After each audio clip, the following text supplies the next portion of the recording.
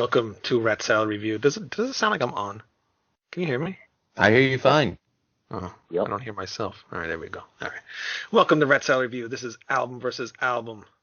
What's up, John? Hey. From Timeless Haunt. Hello. It's been a We few have weeks merch. since you do have it is coming soon, right? And I got the new album today in the mail. Very cool. Thank you very much. You're welcome. Yeah, it's a very good album, and people need to go to timelesshaunt.com and go purchase their album right now. You can go to, if you want, you can go to Stormspell, but directly get it from the band, all right? That's the best way to do it. Lou, what's up? Doing all right. Happy to meet John of Timeless Haunt. Happy to see you again. And where the hell's Greg? I don't know. Greg's trying to get on, and we'll just do this without him. It's not a big deal. All right. I really don't like Greg anyway, so it's better off. Do you like anybody? Do you Not like really. yourself, Wayne? No, I don't think you do. Not most of the time. No, I don't. Okay. You should seek help for that, Wayne. I should. Yes. But I'm glad to have you on, John. I've had pretty much everybody except for you on the show. Well, I didn't have Don either and Tommy, but still, I always have Unknown and George is always on the show. But I'm glad to have you on here. Yep. Good to be here. Yeah, and I'm glad you and Lou finally got to meet because Lou's been on the show for quite a while now, and you haven't met him yet. So Yes, I'm the new third guy. yeah, Very cool. yeah, Thank he'll you. be on. We'll wait till he leaves next. I'm not going anywhere. All right, I hope not. I still get to do my podcast, Music is Life, and I'm happy to do Rat Salad Review. It's good stuff. That's right. But John, I got you to pick two albums. Yep. Right? What are we Yes, picking? I did. Two albums from Iced Earth. Oh, Burnt Offerings. very controversial. Burnt Yep. Offerings. Two different versions of Burnt Offerings, by the way. Which one do you prefer? The original. Yeah, of course. This one's cool. It adds some extra little sounds here and there, but nothing better than the original. And then, yeah, Dystopia with Stu Block. So you picked these because Matt Barlow's first album, Burnt Offerings. Yep. And then Stu Block makes his debut on Dystopia. Were you familiar with Stu Block? before? No, I was not. Oh, really? Do you know his other band that he was in at all? I know it was Into Eternity, but I still, for some reason, never got around to listening to it, so I probably should. Yeah, right after this show, go look for Into Eternity. And I Okay. forget it's two albums that he was on, Incurable Tragedy, and I forget the other one. But you really can't go wrong with any Into Eternity album, except for the last one. I didn't really care for it too much, but it's a really, really great band. Yeah, I got to see them. What? I was going to say, I saw Into Eternity on Gigantour 2006 at the Nassau Coliseum, and they were amazing. I thought they were the dark horse band of that entire tour. And that's saying a lot because that was Megadeth, Lamb of God, Arch Enemy, Opeth, Into Eternity, and Overkill was on the tour, and I forget who else. I apologize. But Into Eternity won me over as a fan that day. Huh. Yeah, they were pretty cool shit. And I actually saw them when they opened for Sonata Arctica, I think. It was a very weird show. It was Into Eternity. I think it was Sonata Arctica and then Overkill. That's an interesting lineup. Mix. It was pretty cool though because you got to see a little bit of everything, not just power metal bands. So it was cool. Huh. But all right, so Burnt Offerings, the first Matt Barlow album. I'll let you start with this, John. All right. Well, it was the first album I've ever heard from them. Back in the days of you just you find a band you like, you look up on the computer with your dial-up internet bands that are similar, and I saw Iced Earth go on Napster or whatever. Oh, okay. What do people say is good? All right, I'll check this out. And the first song, it just blew me away, everything about it. All right. Lou, Yes. what about you with Burnt Offerings? When was the first time you heard it? Listening to it for this review. Are you I'm serious? not gonna lie. Yeah, I never listened to Burnt Offerings before. I'm not going to lie. I came into the Iced Earth game, and we have a visitor with a finally. Wasp shirt. Yep. I thought it was a And WAP shirt. lining up a fatty for this pimp daddy, because pimping ain't easy. A wop. Oh, jeez. Not Oh, exactly. No. and any Cardi B fans in the hizzy, anyways. So no, I came into the Iced Earth game very late. I willingly admit that. I actually didn't hear them until I worked in college radio, and we were serviced from Century Media with Horror Show. So that was actually the first Iced Earth album that I ever listened to. At the time, I was more into like what Nuclear Blast was promoting with In Flames and Soul Work and things like that. So I liked Iced Earth, and Horror Show was what made me a fan, but Glorious Burden solidified that. So I really didn't get to listen to anything prior to Horror Show, with the exception of Dark Saga, because being a comic nerd, I saw that it was based on Spawn. So I loved that album. And I got to see them on the Horror Show tour, and I thought it was an amazing show. But yeah, Burnt Offerings, I admit, I only listened to it when we were preparing for this album versus album. And what do I think of it? I fucking love it.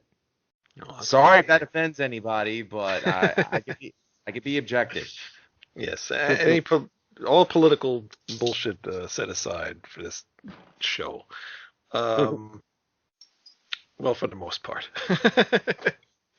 But yeah, actually, you mentioned the college radio thing, and that's actually how I heard of Iced Earth. Well, I heard of the Night of the Storm Rider. I was in high school. I think it was in high school, maybe ninth grade, maybe.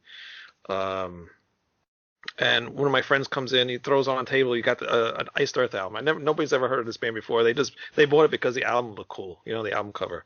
So I was like, oh, that's cool. I heard a couple songs. Didn't really catch my attention too much, but I kept the band in the back of my mind. And then one day on a college radio station I used to listen to, played that song Burnt Offerings, and like you, John, I heard that song instantly, and I'm like, holy shit, this is like the heaviest thing at the time that I have heard, especially with those growling vocals and everything. And just, I love how the intro starts, and it starts off with the ending of Night of the Storm Rider album, and it comes back with that little piano type thing. Yeah. So I just thought that was really cool how all that came in. Then the beginning, it's got that it's from a movie, and I can't remember what the name of the movie is. It Burnt Offerings, the movie? Yeah, I'm not. I think so. Yeah. So they added that little what? I was gonna say, it just reminded me of The Exorcist a little bit.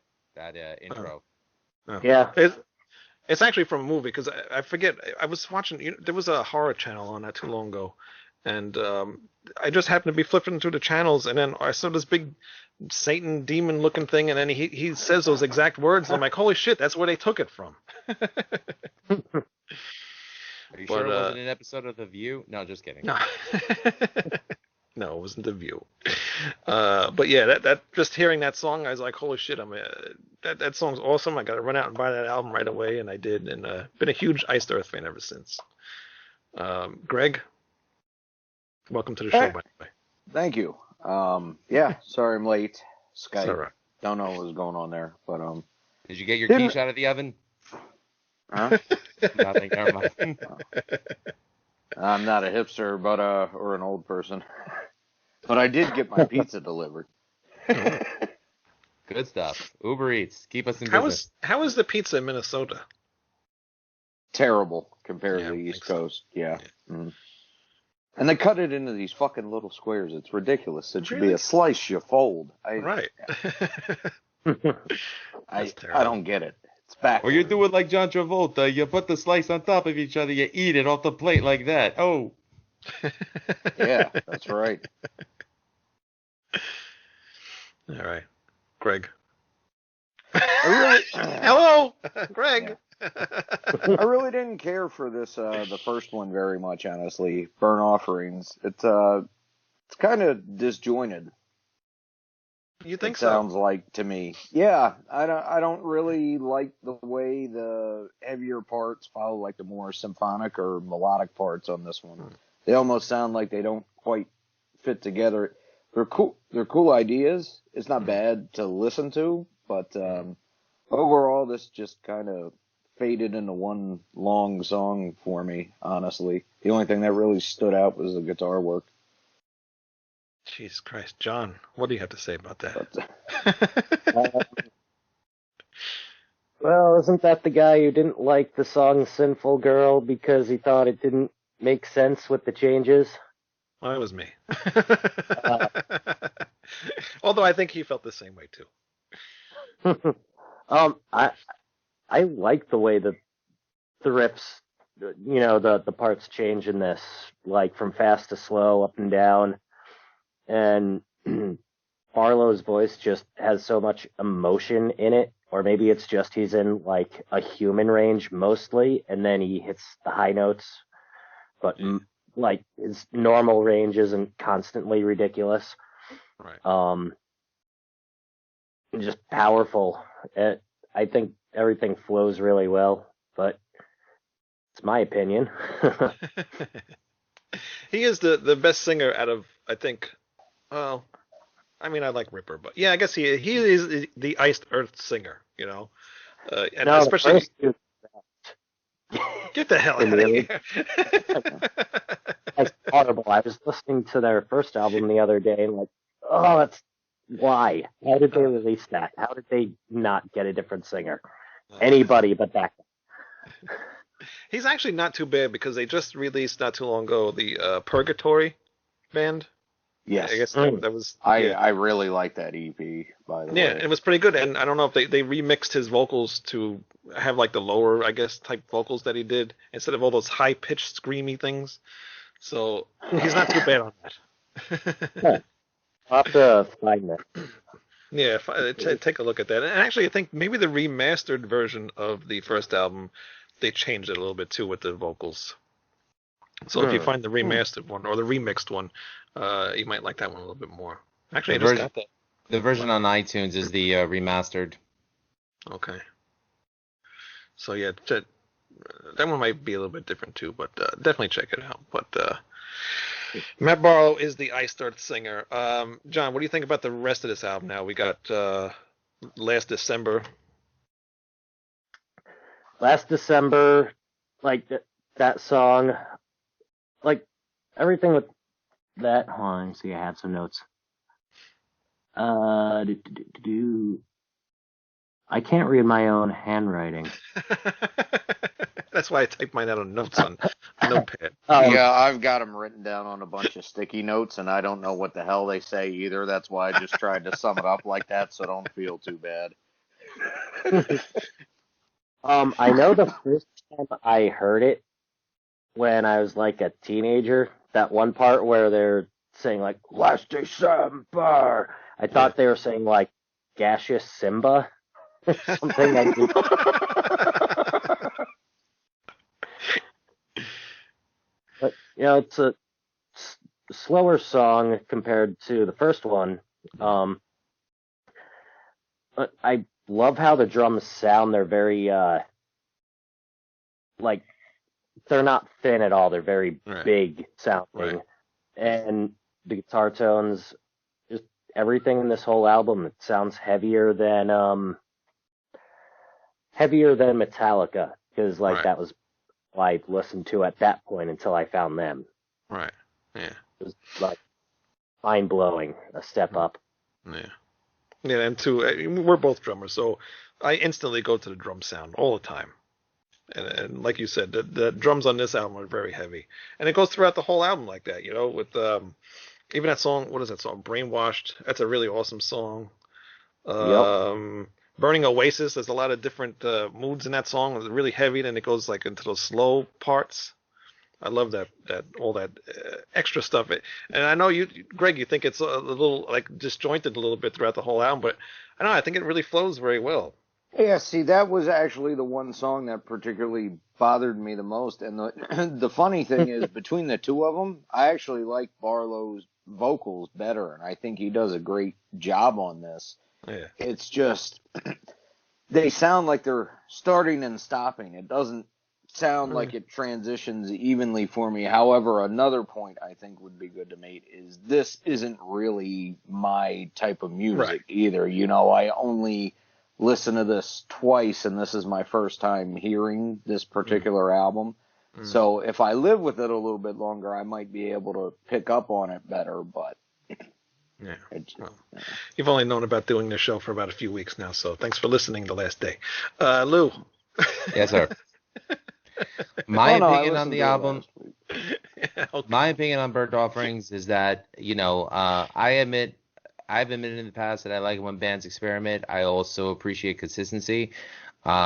This is consistently on par with what I expect from Iced Earth. I know that John, you and Wayne are both drummers.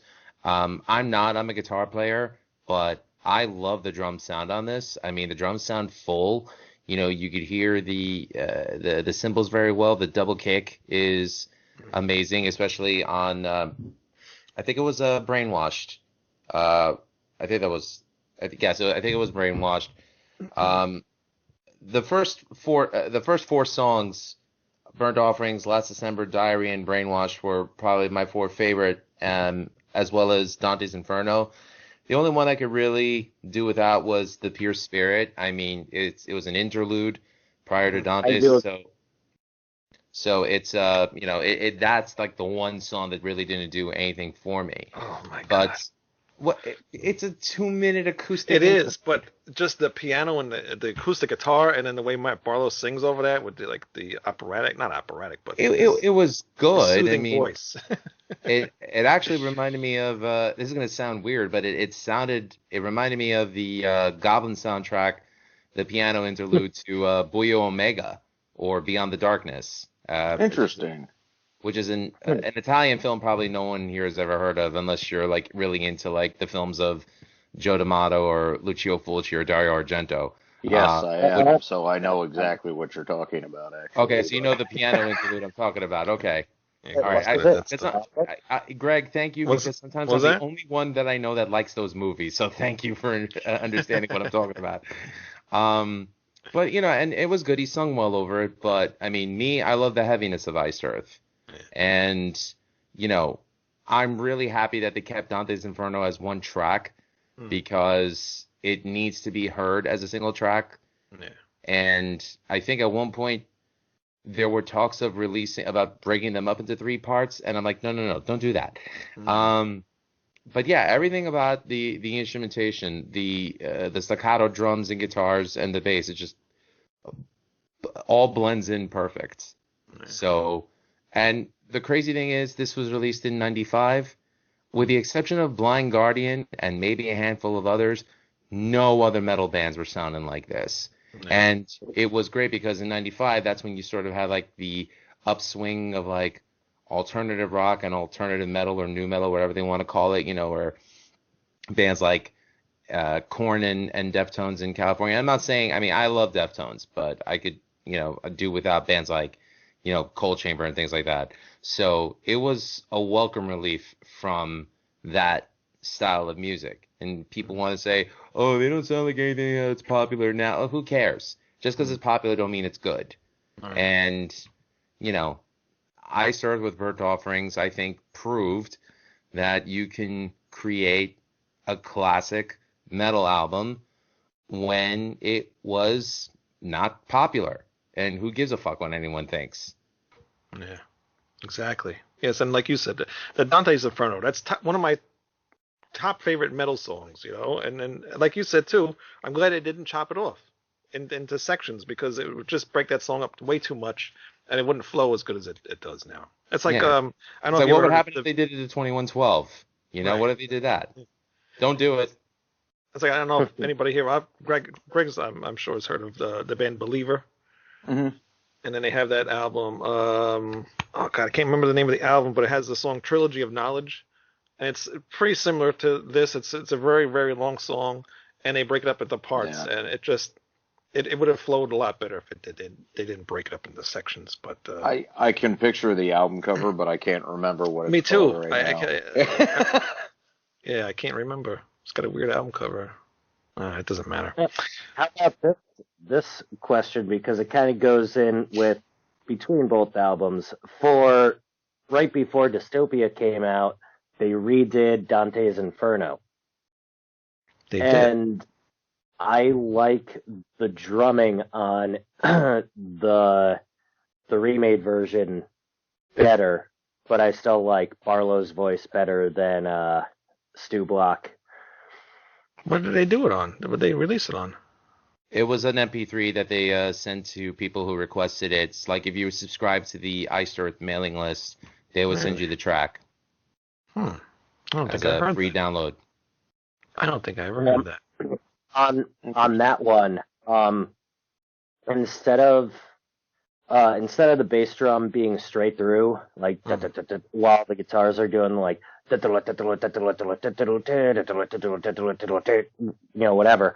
the bass drum is following the riffing exactly, and it sounds ridiculous. It's very tricky to play, and that's typical of Iced Earth, and as a drummer, why they're one of my favorite bands, because of the ridiculous, like, marching snare drum patterns, basically being played on the bass drum underneath. That's my thing. Who was your favorite drummer in Iced Earth, John? I think it's I know Richard Christie was in there for Horror Show. Hank For a Martin. couple. Yeah.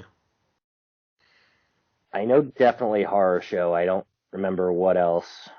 Oh, Glorious Burden, I think, too. Right. Yeah.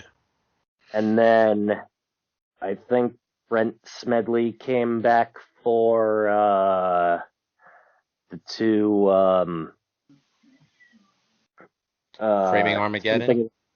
Framing Armageddon, and He was on Dystopia. Well, apparently. We'll get to that in a minute. There was So one thing. who's your favorite drummer then? He didn't answer the question. No, that's true. You're going over every single drummer that's been Iced Earth. Well, who's the favorite one? Who's your favorite one, Wayne? I'm going to say Richard Christie. I'm answering that really quick. Well, you look like him, so I could see why. Okay. That's true. I don't play like him, though. Not even close. Who's Yeah, playing on that? because he also played in Death, so Yeah. Yes, he did. Who did the drums on the remake of the Dante's Inferno song? Do you know? I'll have to look it up. I like how you tell him to, tie it up and pick his favorite drummer, and then instantly indulge him in another segue. Hey, I know. Good job, Wayne. Well, he's not answering fast enough. I think it might have been Smedley. I think, because I'm pretty sure he played on the original Something Wicked album, and I think there's something with that. Yeah. He is a good drummer, though. Between him and Richard Christie, I think they're the two drummers out of Iced Earth. Would you say the same thing, John? Yeah, definitely. Yeah, I think so too. What else do you like off of Burn Offerings, John? I like Brainwashed is awesome. And Creator Failure, where it starts off really slowly and Oh yeah. it gets heavier. And that's basically the whole album. They start off slow and then they get heavy. Mm-hmm. Too much. Yeah, I think this is like probably the heaviest sounding album that they ever did. The darkest sounding album too, I think. Yeah, lots of religious themes in this one. Brainwashed, Creator Failure again. It's about sacrifice. Dante's Inferno. That's obvious what that's about. And Brent Smedley did do the drums on the remake. So that's how good of a drummer he is. He's a good drummer. There's one thing I want to say about the song Diary itself. It reminded me because I love Demons and Wizards, and when I first heard the first album, I was blown away by it, especially hearing Hansi's voice with John's songwriting. Yeah. But the song Diary really reminded me. I almost thought I heard Heaven Denied in there a little bit. They were similar in terms of the riffs, especially when in Diary it kicks into high gear, and all of a sudden I was just like, "Where's Hansi?" Yeah, they do make a good team. But the other thing, not anymore. Not anymore, unfortunately. We're not going there though, Lou. Come on, you're getting there. You're getting Sorry. Elephant in the room. But the one last thing that I remember about this album, I used to have this T-shirt with the album cover on the front, and then on the back it had on the inside there's a couple pictures over there, and then on the back it said "Crucify Me," and my grandfather used to hate that I wore that shirt because he's like, somebody's gonna crucify you one day for wearing that shirt. And that's why you have Greg and me around. That's right. I'm about to get crucified just for that. And just to mention this too, this is the remix version. Sounds a lot different. I hate the album cover. It sucks. I was gonna say that album cover is awful. It's terrible. The original one's so much better. And but yeah, I mean, it's cool to hear it. There's some extra sounds in there because it's remixed, and but it's different. The original is the way to go on that one. I'll have to, What's that? have to look it up, see if it's on YouTube. Oh, Probably yeah, is. Yeah, it's all over the place. Actually, where I know it is because both of them came up when I looked up the other one. Yeah. And I listened to stuff on Amazon Music, and they don't even have the original one anymore. It's only the remixed one. That's stupid. It is very stupid. So if you want the original stuff, yep, people, you gotta buy the shit. You can't rely on streaming because you're gonna lose stuff. Anyway, Dystopia, the first Stu Block album. John, I'll let you go first on this one. This was kind of weird for me, so I'll let you go first. Well, it had the cleaner 2000s, everything's perfect sound that they started having with Glorious Burden. Everything's just so crisp and clean. The bass drum sounds like typewriters. And again, with know exactly what I mean. Yep. Sound replaced everything. But I like the marching intro. I also like a similar type of intro like Mirror Mirror from Blind Guardian. It's that just, a lot of guitars doing cool shit and kind of a marching drum thing. And then when Stu Block does is like growling high note, I'm like, well, it's not Barlow, it's kind of Ripper-ish. And then as the song's going on, it's like at parts he sounds Barlowy, and then at parts he sounds Ripper-like. As dumb as that sounds, he has kind of both those ranges in a way. Right. Yeah, I think so too. He's got the best out of all the Ice Star singers. I think he can do them all. From the first album to the. Yeah, he can do it all. And we were talking about it earlier. If you listen to the band Into Eternity, you can tell he can do everything. The guy he's an amazing vocalist. And I think when he joined Iced Earth, I think he lost all his coolness.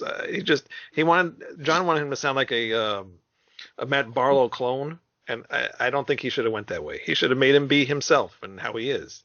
And I think it kind of ruined. You should have never tried to out Barlow. It is.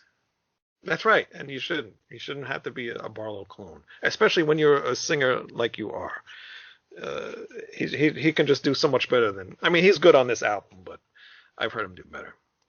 Greg, you laughed at me. What? It was funny, but no. No, it's that's one thing I noticed about this. I don't like him as much as Barlow, but it's weird kind of listening to the album because it's almost like every vocalist they've ever had makes an appearance at some point. But it works really well, and it really flows well with not necessarily the theme of the album, but the sound of the album. Right. I don't like that cleaner 2000s production sound here. I think it robs the music of its heaviness a little bit. And it could definitely use that heavier lower end that Burn Offerings has.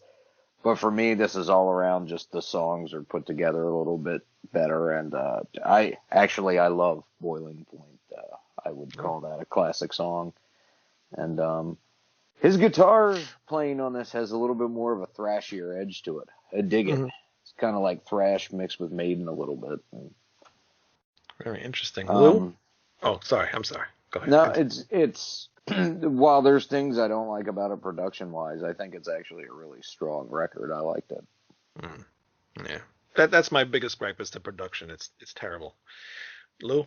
Yeah, I concur that statement with Greg. As a guitar player, I actually thought that the guitar was very flat.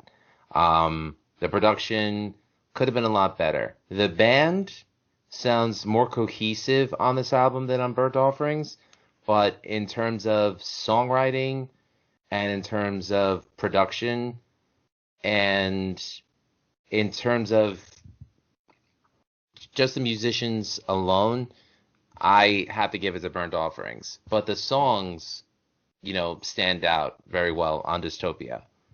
And, I think that the one song that I was really blown away by was Anguish of Youth. Just how well that song flowed. And I have to admit, I mean, I don't know which version you guys heard, but mine has Mob Rules at the end of it. No. Yeah, they did a cover of the Black Sabbath song, and it's funny because normally I like Iced Earth's cover songs. Tribute to the Gods, I thought was a really good album. This, no, it did nothing for me. I have to look that up.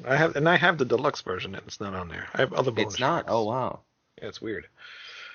Yeah, but it was a good album. I mean, I just thought Burnt Offerings was better. Yeah, I think so too. What really bothers me about this album, Dystopia, the drums, they sound like they're programmed. They sound like it's not even Brent Smedley. He's in the booklet and says he's on the album, but I don't think it's him. No, it sounds like a computer program. That was probably the thing that bothered me the most. Bass drums sounding like typewriters is probably one of the best descriptions I've ever heard of it.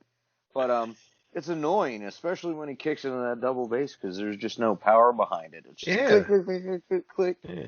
What were we saying, John? Oh, quantized and sound replaced. Everything put to the split millisecond of where it's exactly supposed to be, and every hit is sample replaced. So that's like all metal these days. You think any of those death metal, like all those death metal bands, nobody can play 240 BPM 16th notes with 100% precision for 3 minutes straight. Unless you're Gene Hoglan. Yeah. Or the Nile. Carl Sanders. No, that's the singer. Oh wait, no, yeah, sorry. Colonel The Sanders, Greek I thought he guy. made chicken. The Greek guy, George Coleus. Yeah. But I do love the patterns that are supposedly being played, and I strive to be able to do them. Like, what was it? Dark City has a lot of that. You know, the shit like that. I did a drum cover from a different album, the remake of The Coming Curse. Okay. And in the remake of that one, also compared to the original, in the original it was straight double bass, just back and forth. In the remake, it was following the guitar pattern. It's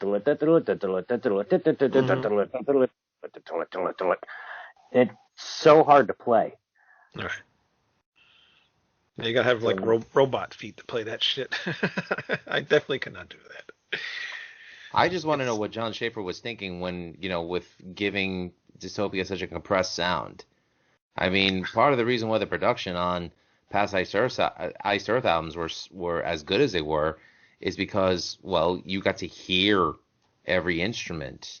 Right. And this was probably the first one I was just like, missed the mark. I think it's because that's what all the other bands were sounding like. Dream Theater has that sound too. Everything is clean, polished, and perfect. All the bands that were big were doing that. It's probably what the producer wanted them to do because it's the way things are supposed to sound now. Yep. Well, I don't know if a lot of you heard the Sons of Liberty album that John did. I have. Yeah. I don't know where it went. but I have. That's pretty much where all these computerized drumming things started, and I wish it never happened. But that's like I said, that's one of my big gripes is it just if it's Brent Smedley playing, it just doesn't sound like his playing because in the previous albums you can hear him playing and he has a certain style, and I don't hear that on this album and on the next albums either. I just don't hear Brent Smedley playing these songs at all. Well, we all know that Schaefer's pretty much like a taskmaster when it comes to how he wants his albums to sound, and exactly. When it comes to who he has, live with him. I mean, has there ever really been a consistent Iced Earth lineup, Nope. in sequence with albums? I don't think so. No. It's a revolving door. Yeah, pretty much. It's his band with varying side musicians at the time. Pretty much, but there are cool songs, and it's some songs that remind me of some older albums. Like there's some stuff on here that sounds like "Watching Over Me," like what was that one you just mentioned? Youth, Anguish of Youth. Yes. And there was another. Yeah, that was a decent song. Anthem was a great one too. I was just gonna say Anthem. That's a really great song, but the chorus is really repetitive. Gets kind of like, all right, enough already with the chorus. Okay, really. If we're gonna talk repetitive chorus, is it bad on a Steve Harris level? I don't think so. It's borderline. No, because Steve Harris is a better wordsmith. Yeah. And you can get down to that throughout the entirety of Bruce singing that. This grates on your nerves. I'm not even talking about the Bruce stuff. I'm talking about Angel and the Gambler. Have we forgiven him for that? Because I haven't. Don't you think I'm your savior? He wrote Where Eagles Dare. Who cares? And he wrote Angel and the Gambler. I rest my case. Yeah, and Adrian Smith wrote some of my favorite songs ever, but he also wrote Hooks and You. So the 90s was a rough time for Iron. Yeah, we know. Yeah. I like Hooks and You. I'm sorry. Oh, no. Let's get back to Ice Earth. That is not a discussion we're going to start right now. Fine, touche. So the song "Days of Rage," I don't really care for that song too much. It sounds too much like a copy of the song "Violate" from the Dark Saga. I just don't like it. "End of Innocence" is another ballad. I like that one a lot too. And the "Tragedy and Triumph" is another really good one. That's the final song on the album. I think that's pretty cool. It's got some catchy stuff. It's more because this album is very dark throughout, kind of. But that one seems a little bit more uplifting in a way, and it's kind of weird, but it's good. It's got some good catchy core stuff to it. I think it has a bit of foreshadowing, especially in songs like Boiling Point. Yes, it does. Wait, you give me a hard time, but not him. And anyone who was surprised doesn't know about John Schaefer. Let's add that little bit of political stuff. Yeah, if you want to find out more about John Schaefer, you could just go to Wikipedia, and it's like the Wikipedia is where all the assholes get allowed to post all their lies and bullshit. Yeah, pretty much. Hey, listen, when I was in grad school, we were told do not rely on Wikipedia for factual news sources because it's all edited. So, don't go to Wikipedia. Well, if you just want to find you want quick knowledge, you can go to Wikipedia. Well, don't go to metalsucks.net. That's all I could say. Why? What's the matter with Metal Sucks? Listen, if you don't want me to talk about John Schaefer, then I won't talk about Metal Sucks either. They seem to be the same people who are gladfully advocating bands that talk about eating dead babies and such in their lyrical content don't like when a singer of a band that has been openly political actually does rage against the machine instead of just talk about it. Right. Instead of being like, rappers get street cred. Like, yeah, I went to jail or got shot because thug life. But, guy talking about political stuff goes and does something political and then, oh, it's so terrible. Yeah, stop being a hypocrite. don't listen to the song Boiling Point and scream along to it, and then you singing along to it, yeah, and then, oh, I can't believe you did that. What a surprise! And don't listen to the Sons of Liberty album either, because that's another shock to you. And don't listen to the Mentors, because that'll really offend you. Yeah, you'll really be screwed there. Everybody should listen to the Mentors because I love the heterosexuals have the right, to rock too.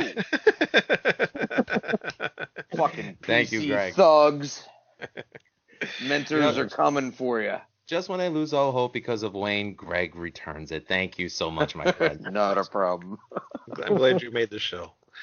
But I'll be fired soon, ladies and gentlemen. Very soon.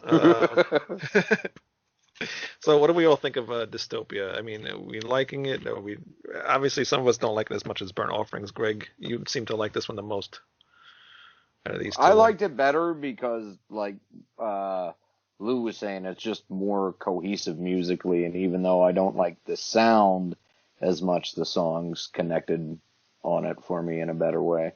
Yeah. My problem is, I think by this time this album came out, I was done with Iced Earth. You know, I was just the ride's over in a way. To me. See, I'm still fresher to it. So yeah, comparatively, that one I like it better. I think it's a better album. And then I built that up so much because Stu Block, I was a huge fan of Into Eternity. Stu Block's coming. He's gonna blow it off, blow it out the roof. And I was disappointed. I sound like Matt Barlow, and I don't know. I was done. Okay. But again, remember, it's Schaefer's band. So what he says Schaefer's goes. Band. I know. But he should still let him sing the way he sings. John? I think it's definitely an album I really enjoy. Burnt Offerings is better. A lot of their older stuff is better. And the two albums after this, it's like Dystopia Part 2 and Dystopia Part 3. And it's kind of a couple good things hidden in between a bunch of kind of boring stuff. And it has the same super processed sound quality. Yep. So this is the third era or the fourth era of Iced Earth, basically. And it's the best of that era. Yeah, I will agree with that. Even though I'm kind of done with the band after this, but this is this. Whoops, I just dropped it on the floor. I'll leave it there. Yeah, it's like the last one I'll really get into and listen to. And after listening to it again, there are a lot of songs in there I like, but I just won't go to this album that much. All right. Well, clearly not. You dropped it on the floor, and you're going to leave it there. I'm not going to pick it up. It's just going to stay there. You all right? Everything okay? Okay. All right. Burnt Offerings. What are we going to give Burnt Offerings? 1 to 10, or 0 to 10, whatever you want to give it. Okay. I would give that. All right, great. Go ahead, John. Oh, sorry. I already said it. A 10. I give it a 10. It's one of my favorite albums of all the shit I listen to. Oh, very cool. Greg? I give it a 6.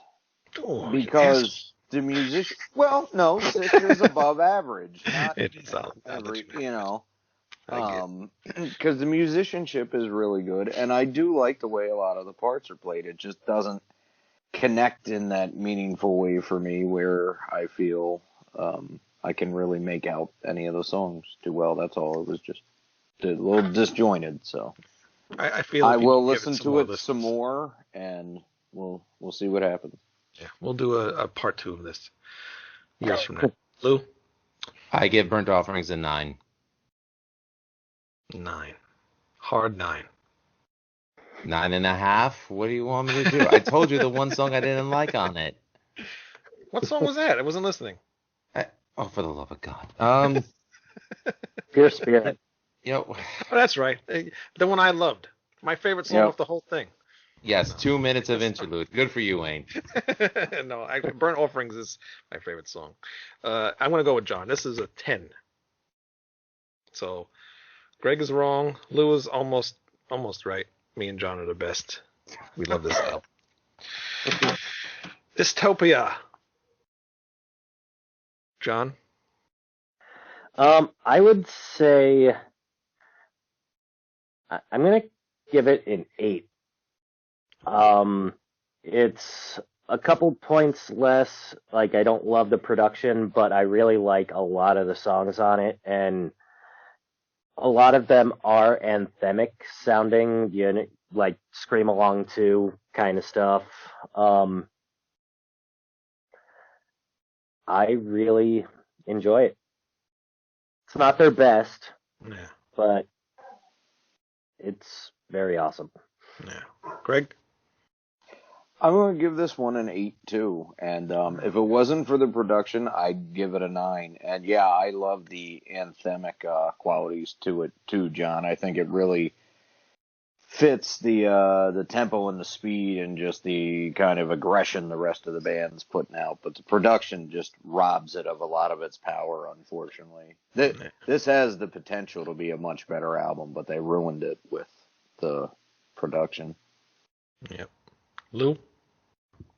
I give it an 8.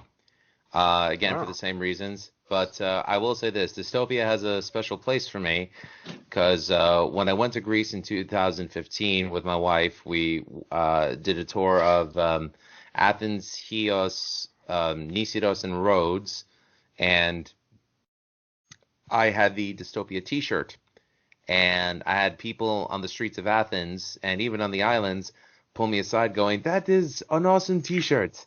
And there's a picture that I actually just sent you and Greg, Wayne, of me at one of the ruins taking a photo amongst the ruins and the sunlight's beaming down on me as I'm wearing my Dystopia t-shirt. So I said, you know what? Yes. Nice. Cool. Thank you for sharing that, Wayne. And yeah, so it does have a special place for me. I don't dislike the album, but again, production falls flat. So. Oh, one other thing I have to say, it's also the only time I've seen them live was for this album, this shirt. Oh, really? So seeing these songs played live, like the entire album, also put them more in my head.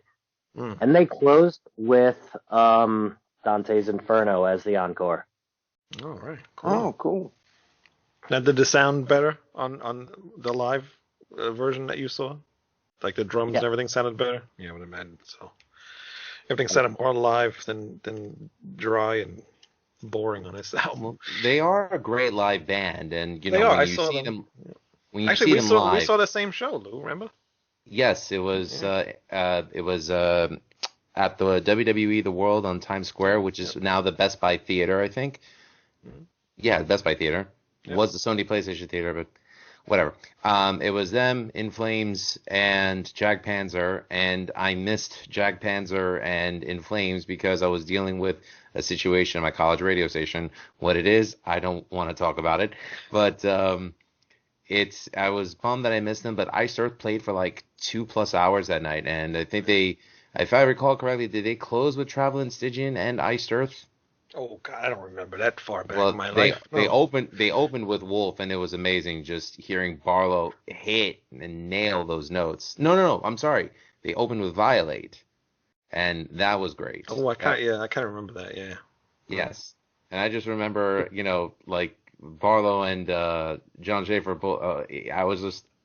They both looked like Triple H at the time, because at the time he had the long hair with the full beard, and I'm just might a nice Earth concert or a WWE show? Well, kind of a little bit of both. Kind of. Yeah, and then I'm gonna give it a 6. I don't like this album that much. I mean, like Greg, I feel like this album just it's just not as memorable as Burnt Offerings is to me. Interesting. Well, and I hate the production. The production really kills it.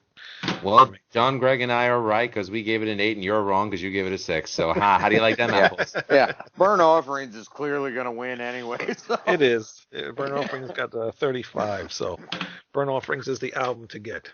Burnt Offerings by the original, not the remaster. The original one. And remaster one's okay. I don't have too much of an issue with the remaster, but that's it. And John, once again, your album, Timeless Haunt. Where could people go to see Timeless Haunt and all their stuff? And before he tells you where to go to get it, I just want to tell everyone I highly recommend the Timeless Haunt album before you bother with Iced Earth. But Yes, no, definitely. I actually, yes, I would say. Well, at least Dystopia. We're compared to them a lot. Every review. Oh, are you really? really, huh. Yeah, all the reviews say when they mention a shit ton of bands, they mention Iced Earth, Symphony X, Savatage, and one mentioned like Trans-Siberian Orchestra. I don't know. It was important. Sorry, Wow. that just struck me as really funny. Anyway, all the information is definitely somewhere on our Facebook page. I'm gonna do that. If you go on the internet and just type Timeless Haunt, something will pop up somewhere. I promise. We have our I think I know Timeless your band Haunt. more than you do. All right, timelesshaunt.com. John, you're out of the band. I'm playing drums from now on. Great. Wayne to John Schaefer of Timeless Haunt. We're on Bandcamp and Spotify and YouTube, and we had a lot of trouble with our video 526. I noticed, but I think that's because someone put it under the wrong thing. Or has there been more issues? Because I know somebody said that they put it under like the kids thing. You're supposed to change all that crap. Change it to age restricted because it shows news clips. Yeah. Okay. But it's a cool Anyway, it's fun. Go check out the video on YouTube, Timeless Haunt, and subscribe to their page and find them on Facebook. You guys are all over Twitter. But on Twitter, it's backwards. It's Haunt Timeless, I think. I don't know. Like I said, just search Timeless Haunt. Lou? Yes. What about your show? You've had a lot of shows come out lately, and I can't keep up. Now I'm surprised that I can keep up. But you know what though, Wayne? Ever since I've been part of the Ratsa Review 3, it's kind of kicked my ass into high gear to try to release more content and just help get the good name of Outside Review out there. And as long as we promote kick-ass bands like Timeless Haunt, and as long as we keep doing what we're doing, hopefully 2021 will be the year of the rat salad review. Let's hope so. Let's hope yes. so. But where can you find me? Well, you can find me exclusively on the Ratsa Review Network, both as part of the Mothership Show and on my own show, the Music is Life podcast, and looking to do more stuff with the YouTube channel and, well, also with our humble little show as well. So keep on the watch, y'all. We'll be here for a while. Greg, anything? Great. Well, later I'm going to eat a whole pie, but really? I guess I could live stream that. Greg likes pie. Very nice. Oh, yeah. Strawberry rhubarb season again, finally. So yeah. it's about the Never best had type of pie you can get. Never ate it. But, all right, that's we it know, for this Wayne. week's show. What's that supposed to mean? Wow, never mind. Ladies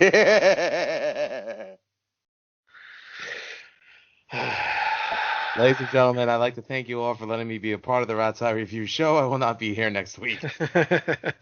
That's Actually, okay, Lou, because we're clearly in the 4F club and he's not, so. All right, that's the end of the show. Again, thank you very much, John, for coming on. And I like that you picked Iced Earth because we really have not talked about that band on the show yet. So I was happy to talk about them. And it was a lot of fun. Very fun. Very All cool. right. Very cathartic. Thanks. Yep. Yeah, thanks for coming on, John. And good picks. Introduced me to something new. So. You're welcome. Yes, it is a pleasure to meet you, good sir. Cheers. Good to meet All you. right. And we will see you guys next time. RatsOutReview.com. And you can find us everywhere. Twitter, Spotify, where else we are? iTunes, Podbean, Facebook. Amazon. Oh yeah, Amazon. What is that thing called?